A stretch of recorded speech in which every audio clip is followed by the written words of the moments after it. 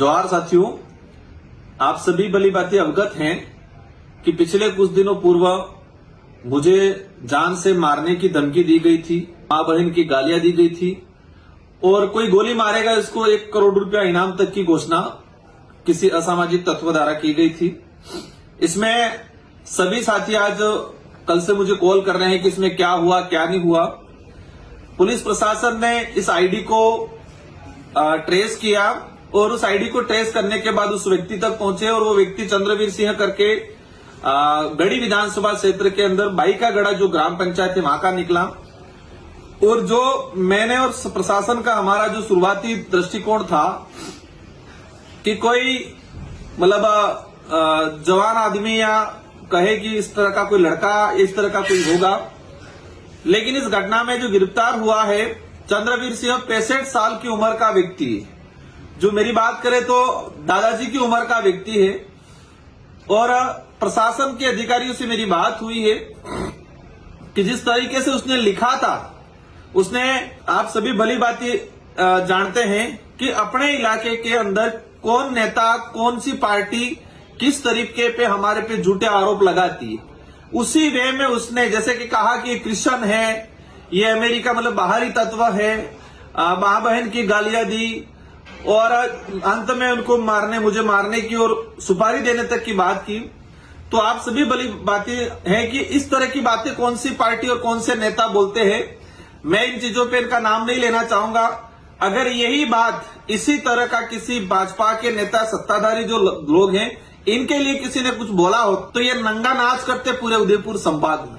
आप सभी भली बातें जानते, पहले भी हुआ था, एक व्यक्ति के द्वारा कहा गया था कि वाड़िया उठा देंगे। चुनावी माहौल में कहते वाड़िया उठाना कोई धमकी नहीं होती है। मैंने खुद ने कहा था कि रगड़ा मतलब पॉलिटिकली वैचारिक रूप से रगड़ा निकाले, ऐसे कमेंट पे भी मुकदमा दर्ज करके गिरफ्तार किया था।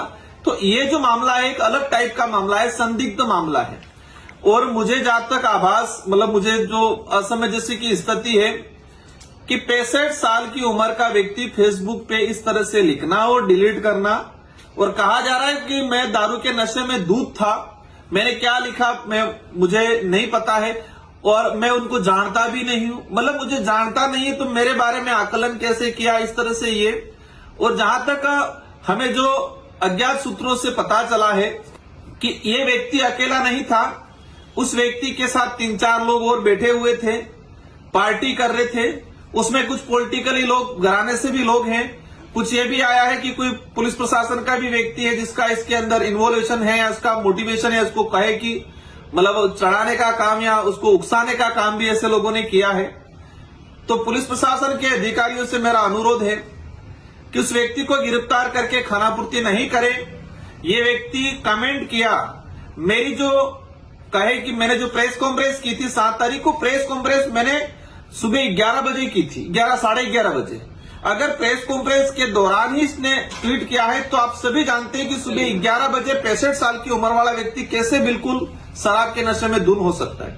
हम समझते हैं कि कोई भी व्यक्ति शराब पीता है तो वो दोपहर के बाद जो स्थिति बनती है शाम को या रात को लिख सकता है, हम समझ सकते हैं। तो प्रशासन स्पष्ट करे कि इस व्यक्ति ने किस टाइम पे लिखा, किस जगह पे बैठ के लिखा और उस जगह की सीडीआर उस जगह का कहे कि सारी लोकेशन ट्रेस करे कि उस जगह पर कौन कौन अन्य लोग थे, उसके साथ कौन कौन बैठे थे और उस व्यक्ति का मोबाइल नंबर, कॉल लोकेशन निकाले, कॉल डिटेल सारी निकाले कि उस व्यक्ति का संपर्क किस किस लोगों से है और पिछले उस दिन और उस पिछले 2 दिनों में उस व्यक्ति ने किस किस नेता किस किस अधिकारियों से संपर्क किया था। किसी के भी गले नहीं उतर रही है कि 65 साल का व्यक्ति अकेला बैठ के इस तरह से लिखे, ये कहीं भी किसी के गले नहीं उतरती है।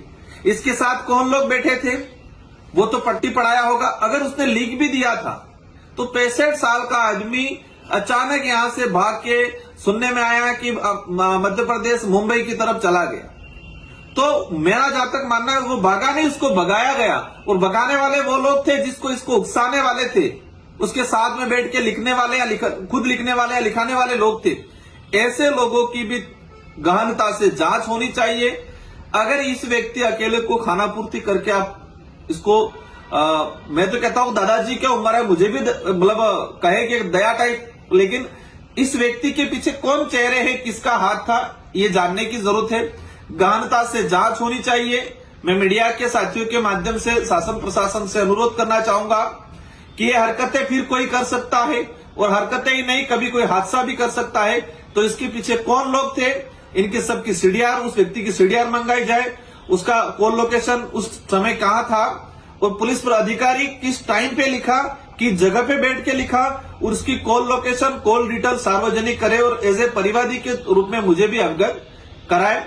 और बाकी क्षेत्र के सारे युवा साथियों से मेरा अनुरोध है, और अनुरोध से पहले मैं आपको धन्यवाद देना चाहता हूं कि मैंने आप सबसे अपील की थी कि हमें शांतिपूर्वक तरीके से, प्रशासन इसमें काम कर रहा था और अभी तक प्रशासन ने इसमें काम किया है। प्रशासन ने, मैं ही नहीं कह रहा हूं प्रशासन गलत है, लेकिन प्रशासन से मेरा अनुरोध है कि किसी के भी दबाव में आए बिना निष्पक्ष तरीके से इसकी जांच हो, इसके पीछे कौन लोग हैं उसकी पहचान हो और उनको भी सजा हो, क्योंकि ये बचेंगे कल उठा के कोई और बात होगी, कभी कोई हादसा भी करा सकते हैं। इसलिए इनकी तह तक जाए।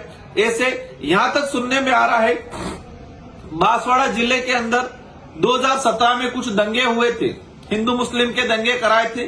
कुछ ऐसे पुलिसकर्मी थे जिन्होंने जानबूझकर माहौल क्रिएट किया था, वहां कुछ गलत चीजें, विस्फोटक चीजें रखवाई थी, कुछ आपस में समुदाय में भिड़ाया था अपना, वो कहते हैं गैलेंट्री प्रमोशन लेने के लिए, प्रमोशन के चक्कर में इस तरह से। तो ऐसे लोग भी इसमें सम्मिलित है, ऐसी जानकारी आई है। तो अधिकारियों से मेरा अनुरोध है कि इनकी गहनता से जांच हो और कार्रवाई करे, निष्पक्ष रूप से किसी के दबाव में नहीं आए। और सारे युवा साथियों से भी मेरा अनुरोध है कि सभी शांतिपूर्वक शांति बनाए रखें। हम प्रशासन से अनुरोध करके प्रशासन पे दबाव बना के इसकी गहनता से जांच करा रहे हैं। आप सभी को धन्यवाद, आभार, जोहार।